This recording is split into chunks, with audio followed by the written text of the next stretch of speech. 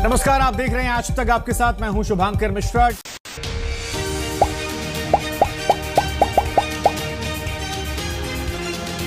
जी हां, वहीं पहुंच गए जहां से शुरुआत हुई थी। 6-7 साल पहले जब नौकरी की शुरुआत हुई थी तब भी नौकरी नहीं थी और अब एक बार फिर नौकरी नहीं है। बस इस बार चेहरे पर मायूसी नहीं है, चेहरे पर उम्मीदें हैं, मुस्कुराहट है। शायद आपका भरोसा था इसलिए हौसला हिम्मत भी है। अब आपके सवाल पर आते कि आज तक का क्या होगा गुरु। मतलब हर एक पोस्ट में आप लोगों ने एकदम डाल डाल के लिख रखा है, कमेंट में, व्हाट्सएप पर, फोन कॉल्स पर, नंबर ढूंढ ढूंढ के लोगों ने कहां कहां से कॉल की। मतलब इंडिया, पाकिस्तान से लेकर दुबई, नेपाल, बांग्लादेश तक से फोन आ गया हमारे पास कि सर सच में छोड़ दिए। मतलब छोड़े तो हुआ क्या था, बता तो दीजिए कम से कम, हम साथ हैं। कई लोग हौसला अफजाई कर रहे थे, सर कोई टेंशन मत लीजिएगा, हम लोग हैं ना।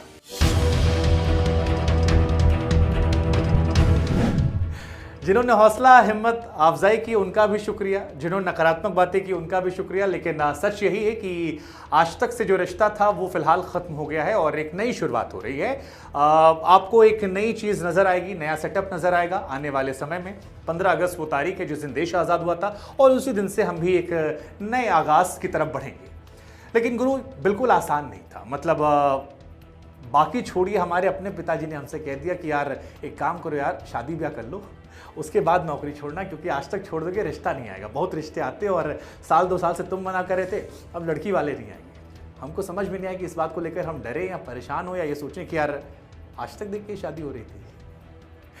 लेकिन ठीक है, अपने अपने डर, कई सारे किस्से कहानियां। मतलब इस बीच में हमने ऐसे ऐसे सवालों का सामना किया जो हमको अंदाजा भी नहीं।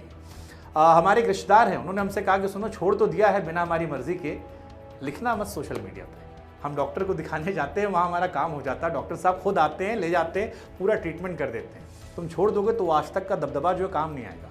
कई लोगों ने हमसे और कहा कि यार जहाँ जाते हो अधिकारी खड़ा हो जाता है, नेता फ़ोन करते, एक फ़ोन करते हो आता है, बाइट लेने आते हो कहता है यार आज तक से आए। तो ये जितने इंटरव्यूज़, जितनी लाइमलाइट और जितनी सेल्फी खिंचवा रहे थे, बाबू आज तक की बात बचेगी नहीं, ये लाइमलाइट वहीं तक रहती है।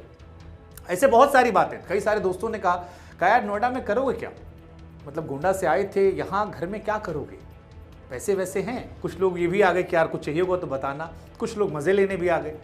अब इसके बाद एक सवाल जो हमारे जहन में भी बार बार आया कि यार लोग सही पूछ रहे हैं यार कि यूपी के गोंडा से एक लड़का निकला, बिना किसी माई बाप के मीडिया में आया, पहुँचते पहुँचते आज तक पहुँच गया और अब इसमें इतनी हिम्मत हो गई कि ये खुद का सपना देख रहा है कि यार हम खुद अपना सेटअप खड़ा करेंगे, नौकरी देंगे और नौकरी करेंगे और आगे बढ़ेंगे। कहाँ से ये हो गया? हमने भी इसका जवाब तलाशने की कोशिश की। फिर हमको याद आया कि यार ये छोटे शहर के लड़के होते हैं ना, इनमें हिम्मत बहुत बड़ी होती है। और हम तो ऐसे भी इंजीनियर ठहरे, एक रात में पढ़ के पास हो जाया करते थे। तो वो जो पैनिक होता है ना यार, हम लोगों ने सीखा नहीं। और वैसे भी जब आए थे नोएडा तो कुछ लेकर नहीं आए थे। 10,000 रुपया पापा से लेते थे, एक कमरा लिया था, उसी में वॉशरूम था, उसी में छोटा सा किनारे किचन था, 3-4 हज़ार रुपये जाते थे रहने के। ऑफिस के बगल में रूम ले रखा था, पैदल जाते थे, पैदल आते थे, 4-5 हज़ार खाने में और उसमें भी 2-3 हज़ार बचा के हफ्ते में एक पिक्चर देख लिया करते थे। तो जब 10,000 में गुजारा हो गया तो फिर हमको लगा कि अब जिसकी ज़रूरतें कम होती हैं उसके लिए राहें आसान हैं। लेकिन इस कहानी में हौसला हिम्मत जो है वो इसलिए है क्योंकि ज़रूरतें कम हैं। शुरुआत जो है वो बड़े मध्यम वर्गीय परिवार से होती है और सपने फिर बहुत बड़े होते हैं। आपको लगता है स्काई इज़ द लिमिट। और फिर पिताजी के साथ मुझे वो अपनी कॉन्वर्सेशन ज़रूर हमेशा याद रहती है जहाँ पर उनसे मैंने कहा था कि बीटेक के बाद जानना है और पापा कह रहे थे कि यार 10 लाख रुपया लगाया है बीटेक पे हमने, बर्बाद मत करो, अपने लड़कों पे कर लेना। हमने कहा भरोसा तो रखिए। नहीं मान रहे थे, क्या यार ये फिल्मी बातें जो है ना ये सब लड़के आजकल के करते हैं। हमने कहा अरे ठीक है करते होंगे, आपकी औलाद हम हैं, एक बार भरोसा दीजिए। नहीं मानेंगे तो जहाँ बोलेंगे सब कर लेंगे, शादी ब्याह सब कुछ कर लेंगे। और पहली बार उनको साबित किया, थोड़ा विश्वास किया। इस बार भी सबसे ज़्यादा वही डगमगाए थे। लेकिन इस बार भी हम लोगों ने कहा कि पिछली बार भी आपको गलत साबित किया था, आप ही को खुशी होगी कि हम गलत साबित करो, वो भी काफ़ी खुश हैं। लेकिन ये शुरुआत इतनी आसान नहीं रही क्योंकि आप जब टीवी की दुनिया में आते हैं एक नई दुनिया से, तो आपके सपने बड़े होते हैं। और मैं अभी भी मानता हूँ कि टीवी इंडस्ट्री एक बहुत ही कॉम्पिटिटिव इंडस्ट्री है। जिन लोगों को हमने 10-15 साल पहले देखा था जब हम इतने थे, आज भी वो वहीं पर मौजूद हैं और अगले 5 साल भी वो वहाँ रहने वाले हैं। लेकिन यहाँ पर आना और यहाँ पर अपनी जगह बनाना का सिर्फ एक फॉर्मूला था कि लगे रहो, जमे रहो, डटे रहो, दुनिया चाहे ना चाहे सराखों पर बैठा लेगी। लेकिन वो हमने किया और जब ये किया तो हमको ये एहसास हुआ कि और बहुत कुछ हम कर सकते हैं। और उस बहुत कुछ को करने के लिए ही जब इंडिया न्यूज़ में हमने शुरुआत की, जहाँ पर दिल्ली अगर आप कभी आए हो, आप में से लोग नोएडा दिल्ली आए हो, तो यहाँ 2 तरह की बसें चलती हैं। एक हरी बस चलती है, एक लाल बस चलती है। लाल वाली बस में ये जो पसीना आ रहा है वो आता नहीं क्योंकि एसी चलता है, और हरी वाली बस का टिकट 10 रुपया कम होता है, लेकिन उसमें खिड़की होती है। उस बस में लटक कर जाया करते थे नोएडा से दिल्ली। शाम को लौटते थे, हवा लगती थी, हवा लग के लगता था कि यार ये सुकून जो है ये थकान का सुकून है, और बेड पे लेटते नींद आती थी। वो संघर्ष 7 महीने 8 महीने चला। फिर वहाँ से एक छोटे से चैनल में गए, काम सीखा, फिर जी गए, फिर इंडिया न्यूज़ गए, फिर TV9 गए, फिर वहाँ से आज तक का सफ़र हुआ। इस सफ़र में एक बात तय कर ली कि अपने काम से प्यार होना चाहिए इंसान को। जो काम आप कर रहे हैं अगर आपको उससे प्यार है तो फ़र्क नहीं पड़ता संस्था कौन सी है और क्या चीज़ें हैं। और इस सफ़र को ही सोच नहीं आसान बनाती है। लेकिन फिर वही कहानी है कि बाबू निकलते वक्त तो ये सबके मन में आ रहा है कि यार अब तो नेता फ़ोन नहीं उठाएगा, अब तो पिताजी सब्जी वाले के पास जाएंगे तो ये नहीं कहेंगे लड़का हमारा एंकर है, या जैसे हमारे रिश्तेदार लोग कह रहे थे कि यार तुमको लेके एक माहौल बना हुआ था, जहां फ़ोन करते थे मामला बन जाता था। अब सवाल ये होगा आपके मन में कि भाई खबर तो आप आज तक पर भी पढ़ रहे थे, फिर आपको बाहर निकलने की ज़रूरत क्या थी? तो टीवी की दुनिया में क्योंकि खबरों की मारामारी ज़्यादा होती है, खबरें अक्सर हम सतही छूकर निकल जाते हैं। हम चाहते थे कि खबरों की थोड़ी सी जड़ में जाया जाए, जड़ से थोड़ी खबरें उकेरी जाए और तमाम पहलू जो हैं वो आप तक रख दिए जाए। चेहरे पर थोड़ा फिल्टर भले ही मेकअप के जरिए लगा लिया जाए, लेकिन खबरों का फिल्टर ना हो।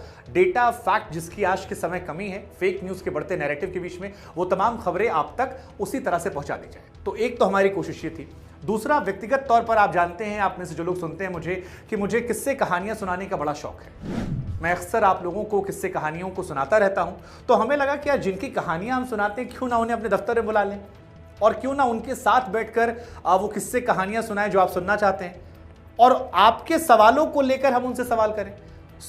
ये एक चीज़ थी जो मैं व्यक्तिगत तौर पर करना चाहता था, और मुझे लगता है कि आने वाले समय में जो हमारे पॉडकास्ट इंटरव्यूज़ होंगे उसमें आपके साथ मिलकर हम नेताओं को, कलाकारों को, खेल खिलाड़ियों को लेकर एक संवाद तैयार करेंगे। और हर बार आपकी भूमिका भी रहेगी, आपको भी रिसर्च करनी पड़ेगी, आपको भी तैयारियां करनी पड़ेगी, हम तो करेंगे ही, ताकि मिलकर हम सवाल पूछ सके, थोड़ा सा कान ऐसे मरोड़ें और कई सारे सवालों के जवाब ला सकें। इसके अलावा बहुत कुछ और भी है स्पोर्ट्स को लेकर, क्योंकि स्पोर्ट्स हम जानते हैं कि इंडिया में 3 चीज़ें हैं जो हर घर घर में चलती हैं। एक सियासत, दूसरा बॉलीवुड, तीसरा खेल। और इन तीनों को लेकर भी हमारी प्राथमिकताएं हैं। आप में से भी जो लोग जुनूनी हैं, जो लोग सोचते हैं कि यार हम कुछ कर सकते हैं, कोई माध्यम नहीं मिल रहा, उनके लिए भी ये जगह एक अवसर के तौर पर रहेगी। आगे आने वाले समय में हो सकता है आप में से बहुत सारे लोग हो जो हमारे साथ जुड़े। लेकिन मूल कोशिश ये है कि जो कुछ हम करना चाहते थे और जो कुछ हमारे ख्याल थे, उनको एक नए सिरे से, नए तरीके से रखा जाए। और वैसे भी किसी ने सच कहा है कि जिस ओर जवानी चलती है उस ओर ज़माना चलता है। तो अब जवान खून में थोड़ी सी हिम्मत, हौसला था, हमने कहा चलते हैं। बाकी सब आप लोग पर छोड़ रखा है, आप लोग चाहेंगे तो सराखों पर। अब सवाल ये है कि आज तक नहीं तो अब और क्या। तो उसमें हम आपको बता दें कि आती हमें केवल 2 ही चीज़ें, एक न्यूज़ पढ़ा हमने और दूसरा बुक्स को पढ़ा। तो हमें लगा कि दोनों को मिलाकर एक न्यूज़ बुक आपके सामने रख देते हैं, जहाँ पर खबरों से थोड़ी ज़्यादा जानकारी आपको मिलेगी। हाँ, इसमें आपको स्पोर्ट्स के लिए अलग स्पोर्ट्स बुक मिलेगी, क्राइम को लेकर क्राइम बुक, हेल्थ को लेकर हेल्थ, और आगे ऐसे ऐसे कारवा जो है बढ़ता जाएगा। लेकिन इसके अलावा कुछ चीज़ें हमने आपके लिए खास रखी। जैसे हमने खास रखा है, आजकल की दुनिया में खबरों को सतही तौर पर छूकर हम निकल जाते हैं, उसकी डेप्थ जानकारियां नहीं निकलती हैं। तो हमने एक टीम तैयार की है जो आपको डेप्थ एनालिसिस करेगी तमाम खबरों का, तमाम बिंदुओं का, जिससे आपकी जानकारियां जो हैं वो भी बढ़ेगी। क्योंकि हमें आपके समय की कीमत भी पता है कि अगर आप समय दे रहे हैं तो कुछ सीख कर भी जाइए। तो वैसी डेप्थ एनालिसिस वाली जानकारियां फेक न्यूज़ के दौर में आपको मिलेंगी, जिससे कोई आपको बताए कि ये नहीं ऐसा था, आप कहेंगे नहीं ऐसा नहीं, ये डेटा ये ऐसा था। किस्से कहानियां हमने आपको खूब सुनाए हैं, लेकिन किस्से कहानियां अब तक हम सुनाते थे।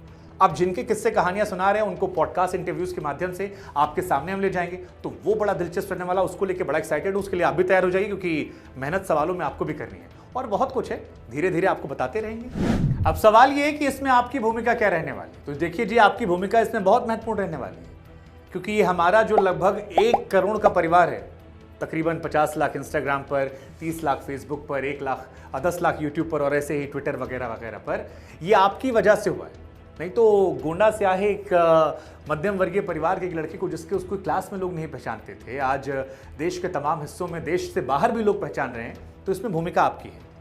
और इसके लिए मैं आपका शुक्रगुजार भी हूं, क्योंकि आप अपना समय निकालते हैं, हम आपके मैसेजेस का रिप्लाई नहीं कर पाते हैं, आपके पोस्ट पर चाहकर भी सबको जवाब नहीं दे पाते हैं, लेकिन इसके बावजूद निरंतर आप जुड़े रहते हैं। आप में से कई लोग कहते हैं सुबह उठते हैं पहला वीडियो आपका देखते हैं। सो ये जो प्यार, ये जो आभार, ये जो भरोसा है, इसके लिए हम तहे दिल से आपके शुक्रगुजार हैं, आपका शुक्रिया अदा करते हैं और आपसे एक गुजारिश करते हैं। गुजारिश ये है कि अभी नई शुरुआत है और नए शुरुआत में जो पिंडदान होता है वो सबको करना होता है, तो हम चाहते हैं कि शुरुआत में आप हमारी मदद करें। आपकी मदद हमारे हौसले को बढ़ाएगी और ये हौसला बरकरार रखना ज़रूरी है। नहीं भी करते हैं जो लोग, कोई बात नहीं, प्रार्थना कीजिएगा अपने अपने ईश्वर, खुदा, अल्लाह, वाहे गुरु, जिससे भी आप करते हैं, कि हम ईमानदार बने रहें। ये ईमानदारी बनी रहेगी और ये सौम्यता, ये आप लोगों के टुवर्ड हमारा झुकाव, ये लगाव बना रहेगा, तो हम मानते हैं कि सब अच्छा होगा। आशीर्वाद बनाए रखिएगा।